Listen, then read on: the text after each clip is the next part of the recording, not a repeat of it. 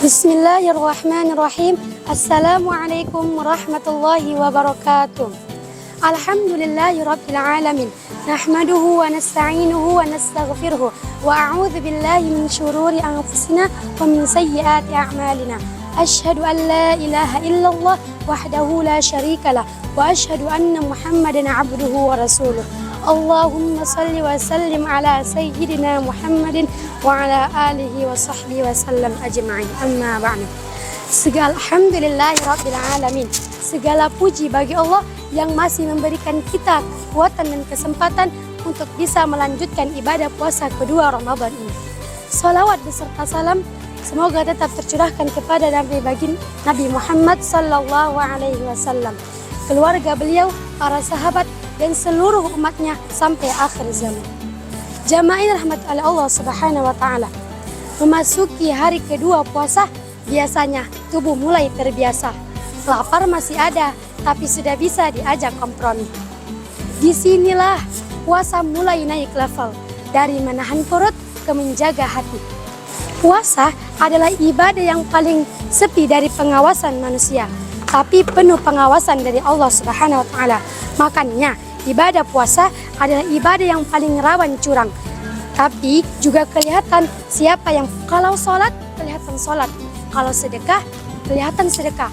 Tapi kalau puasa cuman kita dan Allah dan kadang kulkas di rumah. Ada sebuah hadits qudsi, kullu amali bani adam lahu illa siyama fa innahu li wa ana ajzi bihi.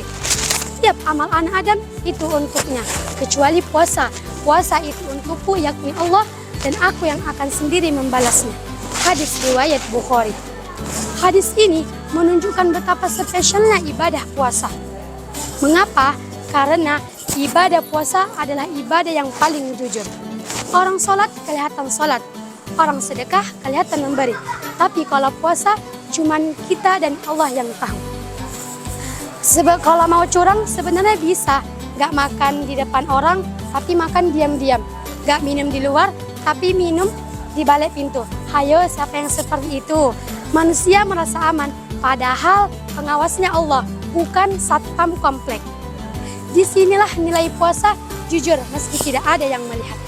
Jamaah rahmat Allah Subhanahu wa taala.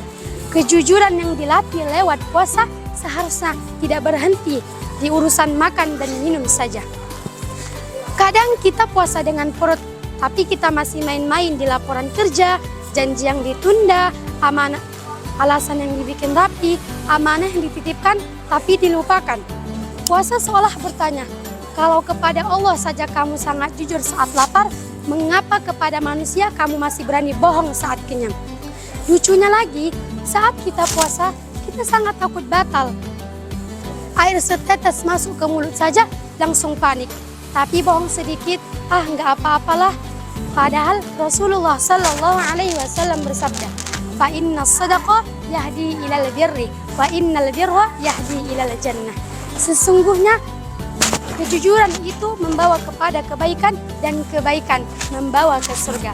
Hadis riwayat Bukhari dan Muslim. Sebaliknya, bohong memang kelihatan ringan di awal, tapi berat di akhir. Tenang sebentar, tapi capek seumur hidup karena harus konsisten sama cerita sendiri.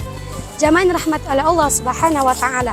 Mari jadikan puasa kedua ini sebagai latihan kejujuran. Jujur dalam ibadah, jujur dalam ucapan, jujur dalam pekerjaan, dan jujur dalam amanah.